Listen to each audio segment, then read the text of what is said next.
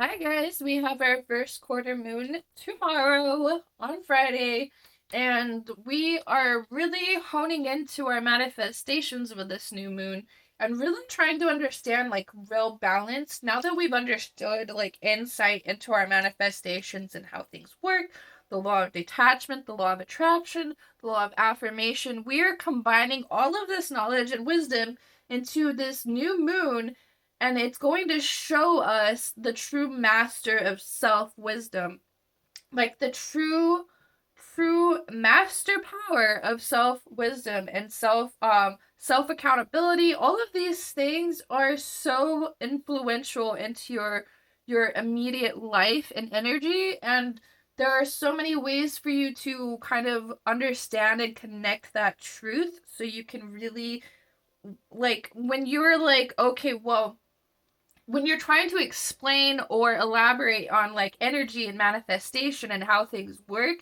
you can break it down to like this minuscule molecular level. Sorry, I had incense and it was trying to kill me earlier, so words are not coming out perfectly. I'm surviving from that. That instance was harsh.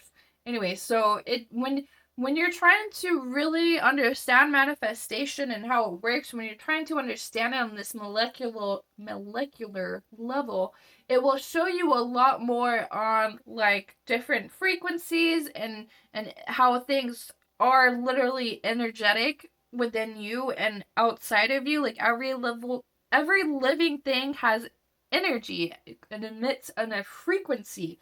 And so knowing these things allows you again to break them down into pieces and understand more about yourself and your own inner path, and where you can go and what you can really dive deep into within yourself. So with that being said, this new moon is really bringing us into this master self-knowing energy. So, yeah, we were pretty aware of a lot of these things before when we were having our spiritual awakening and going on our, our spiritual journey, trying to do shadow work, work on our inner child wounds, and just heal ourselves mentally into a belief and a knowing that we can actually experience more in life. This new moon is really bringing you into this idea that like literally the sky is the limit. Like you can literally do so much with your life. You just have to know exactly what you want to experience in order for it to come through. And with that being said, the first card that we got here was the Nine of Wands. So really coming into this understanding that we have so much more endurance and so much more control over our life than what we are being told by society, and not necessarily even being directly told, but just the way society functions. It gives us this idea that we don't have the same capabilities, we don't have the same access that other people do have. And, for a lot of ways that is true. In a lot of ways that is true, it is easier for people to access things other than you, but that doesn't necessarily one make them less achievable, or honestly um less what is the word? I'm trying to think of it. I'm trying to think of this very specific word. Um Attractive? No. There's something way more. There's something better to say, and I know that you will literally find it way more attractive and way more indulging to succeed a goal that is harder for you to obtain. Like, I'm a Virgo. I'm sorry, but I have to bring this up a million times. But I am a Virgo. I love challenge. So whenever a challenge does like, okay, no, I don't want to challenge myself 24/7. I'm not a psycho. But when I do challenge myself and I do actually do like the harder work, like I'm a gamer. Maybe I'll put that. A lot of people are like into video games, so we'll just do this. I'm a gamer, and if I was given everything in like Power World and I had access to like every freaking thing like it did with Stardew Valley, I got so bored of Stardew Valley so fast, because I was just dumping a bunch of gold into my pockets. Like, I'm just saying, that is a little bit of perspective. Those creative games get really boring really fast because a lot of people mod and cheese them, and it makes it really easy to do the things that you were supposed to be challenging yourself for initially. And you can just do it within, like, a few seconds because you're just spawning it there. Like, those things, they would not be as indulging. They would not be as attractive.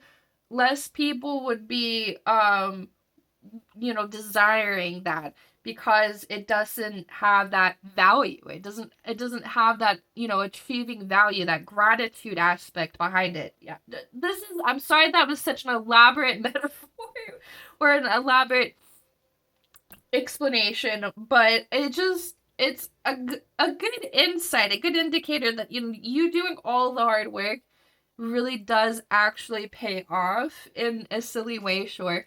But it does show you a lot of, like, in order to really start stepping into this power, you got to see some, your weaknesses or your flaws, things that you need to work on. When you can start seeing those things with this little level of accountability, and start honing down on, like, how, why, when, where, what you can do about it, then you have this much more sense of control over self, control and power over self. You don't feel so overburdened and controlled and manipulated by the outside world. Like, you don't feel like an actual victim of environment. Like, you can really figure out the things that you can do to start achieving, and you'll see the real gratitude from that level of hard work that you're looking to accomplish. So that's just my elaborate way of explaining that, hard work does pay off. So we do have this Three of Cups energy, the Three of Chalices. So coming into this energy is going to show you a lot more about your soul tribe, and it's going to attract more people who are on the same frequency, the same level. Because I know that while we're trying to work on ourselves, it can be really difficult, this level of solitude, when we're in this hermit phase. We do need people who are on our same frequency, on our same level of consciousness, so we can really, self-reflect a little bit more and feel more at home and at peace with what we're doing and where we are. I know that sounds silly, but those things do bring us peace. When we find people that are like-minded, it brings us much more a much more sense of peace and at ease, because there are people who are like-minded like us. So, no, it's not everything that you find somebody that's exactly like you or thinks like you. It's not necessarily like beneficial in that sense, but it's kind of like peaceful to know that there are other people that face similar challenges and have the same ideas and concepts that you have. Doesn't necessarily mean that they're always right. I just want to put that out there. Anyway, so we have the Eight of Chalices, the Eight of Cups. So coming into this, like, level of uncertainty and just accepting that uncertainty is really important. You don't want to use it as, like, this form of escapism, but I really don't even see that necessarily being an issue. Like, you don't want to come in and start disassociating and just taking everything as, like, autopilot mode and just going into things completely uncertain and undirected, but you want to be also willing to accept new challenges and new experiences that you don't feel equipped for. But you don't want to go into it with, like, this kind of, like, dainty, I'm just gonna, go into every situation with blindedness and just accept all fates, sort of. Because that is, like, if you really think about that, that's really bleak, and, like, it kind of gives you, like, you're just accepting outcomes, you're just accepting situations, and you're willing to accept failure just because. I don't know. Like, there's something to really think about and do a little self-reflection on with that in mind. But it's not necessarily like we don't surrender control just to accept, a negative outcome. That isn't why we're surrendering control. We're surrendering control in order to like challenge our faith and challenge our trust with ourselves. So that's something to really consider and think about. Like, you don't want to just come into every challenge completely blind, you know what I mean? On a level where you're just like, okay, I don't know what the heck I'm doing, but whatever. Who cares? Like, that isn't the attitude that you really want to have. You just want to come in with this grace and knowing that you won't have everything figured out, but you can figure it out as it comes. So it's not like you want to come into a situation just completely blind, but you still want to be accepting of, like, okay, I don't know what's going on, but I'll figure it out as I go.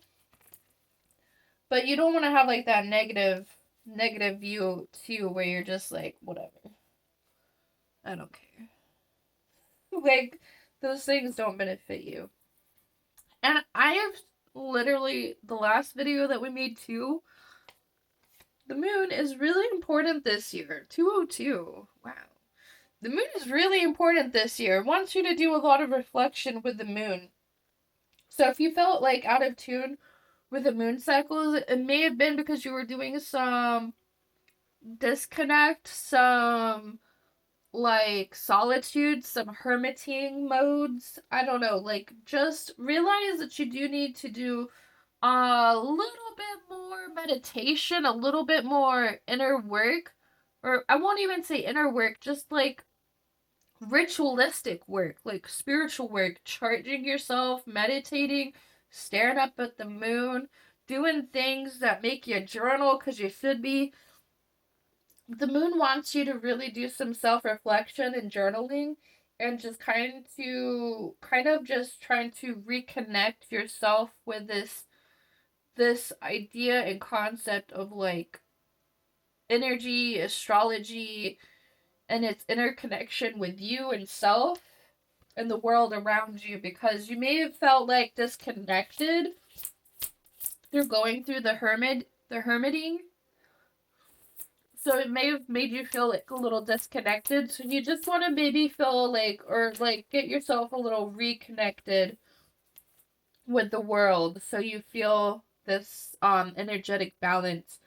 Because if you feel off or anything, that's really all that's going on. It's just that you were in like this hermit solitude phase, so you may have just kind of slipped up a little bit on like meditating. I made some full moon water and I still have a jar of full moon water, but like that was for like the last full moon. I forgot about it on my shelf. I haven't made moon water in a long time. I'm just gonna put myself on blast.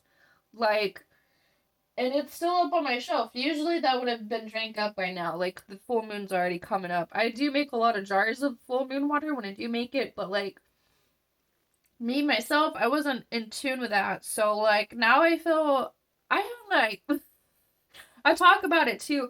Like, our cycles will start aligning, like your menstrual cycles will start aligning with the moon when you are more balanced and more in tune with your spiritual side, with your spiritual self. And my body aligned itself with the freaking moon cycles again after I started meditating and making some more moon water and chilling with the moon some more. Like, it acknowledged that. It acknowledged that, and it's bringing me into a much more peaceful, balanced state. 205. So balance, the yin and the yang, 2 and the 5 upside down on the clock. Look at that, yin and yang. Just saying. If you didn't believe it, now you do. So, again, with this energy of self, we are coming into this master of self. And that's going to bring us into this King of Chalices, this King of Cups energy. So really learning how to fill our own cup, being in control of self, reining in our own emotions, being a powerful conduit for manifestation and change. All that self-reflection will really try to teach us how to master self. And if you don't feel like you're mastered self by now, I promise you will. I promise you will this year. It's going to be a very important year for that sort of alignment. And it's going to bring you into this like leadership role where you feel like you're in charge of yourself, so you can actually give more advice, more powerful, more valuable advice to other people, because you have experienced more hardship and learned from your hardship. Just saying. All of these cards are really in tune with each other. I don't know if you've noticed. The Wheel of Fortune came right after the World and the King of Chalices. So in order to really come into this balanced energy, it takes a lot of self-reflection and understanding that we're not just here to accept defeat, but we are here to accept things as they flow and learn how to challenge ourselves or face challenges as they come up and grow from that experience. Like, it sounds cheesy. It really does. It sounds like it's cheesy and simple, but these things are not simple, and that's why you re-experience karmic lessons. Not because you're being punished, but because that's literally just the mentality where you are at the time. And so you re-experience the similar frequencies of similar situations, because that's what you're consciously or subconsciously attracting. And when you become more conscious and more self-aware, you become more accountable, your brain shifts and it rewires itself to be like, oh, what are you doing? Why is this? What? And it pulls you out of these situations. So that's why when we're on a different frequency, when we're like on a different level of understanding, it's harder to reconnect with people that we knew previously. And it's also, Spirit Universe finds its way to reconnect you with something that's not necessarily higher, greater level, just like on the same frequency as you. So you can feel more at peace, more feel at home, but also you're just kind of like in a different pool of people at that point in life. It's hard to explain. I'm not saying all the people before will leave or dissipate or disappear.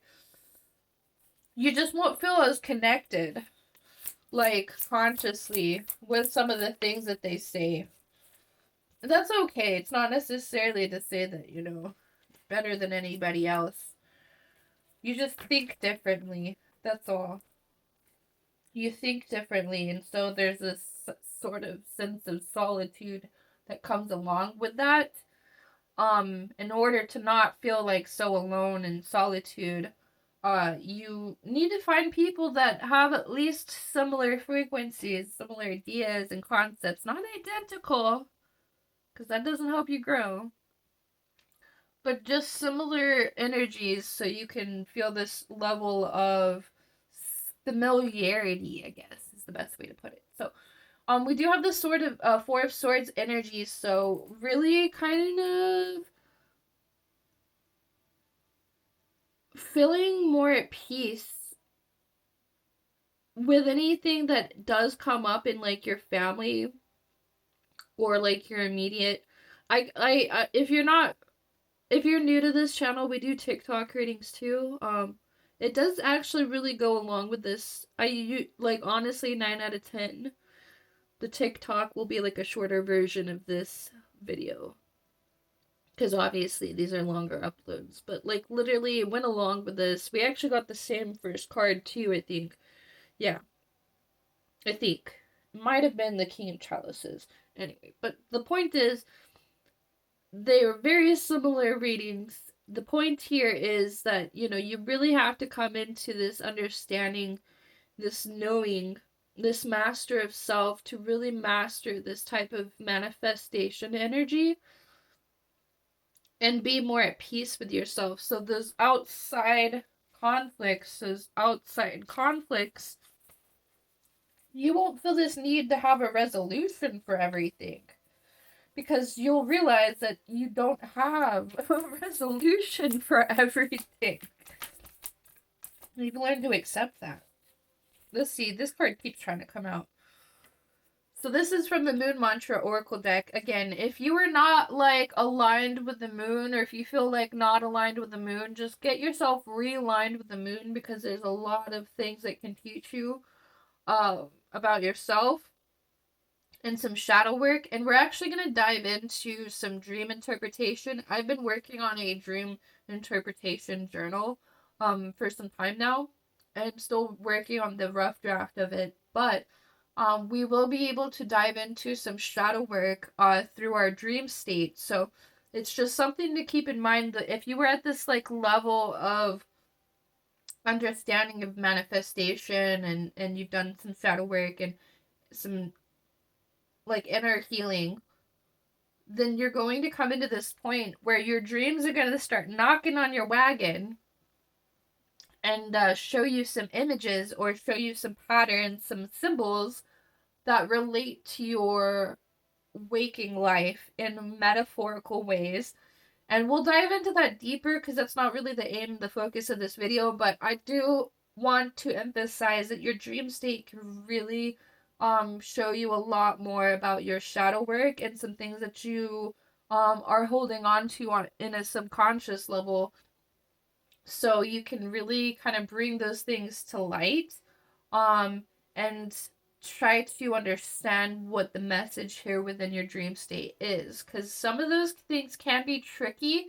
It does take a lot of level of discernment, because there's a long history of dream interpretation and so many different angles and perspectives on dream interpretation. It is always important, just like with tarot reading, that you use like this level of discernment and understanding that your emotions are also a reflection of your subconscious, and vice versa. So those things can get convoluted as well. So take everything with a grain of salt when you are doing some shadow work with your dream state. And we will dive into that though in some new videos. Hopefully I'll dive into it a little bit tomorrow as well. But it's very important, again, to use like this level of discernment when you are doing shadow work with your dream state, because again, it can be a little confusing. Some of the imageries, some of the patterns, I mean, something as simple as like something that you experienced that same day or like last week can come up again in your dream and present itself as this metaphor that may not even be a metaphor. It just may be something that your brain connected with. And so it showed up in your dream. So things can be that simple, but there's this very important aspect of your subconscious that does attach itself to the dream state, and so it is important to to have this sort of level of understanding that these things do connect with your waking reality as well. So in the dark, we're gonna go ahead and read this moon mantra card. Sorry. After I rambled. In the dark, quiet stillness, I greet and embrace my shadow. Is this not? I didn't even read this card. I just want you to know that I didn't read this card before I just ranted. I'm just saying. I greet and embrace my shadow. Together we alchemize the past. Bro.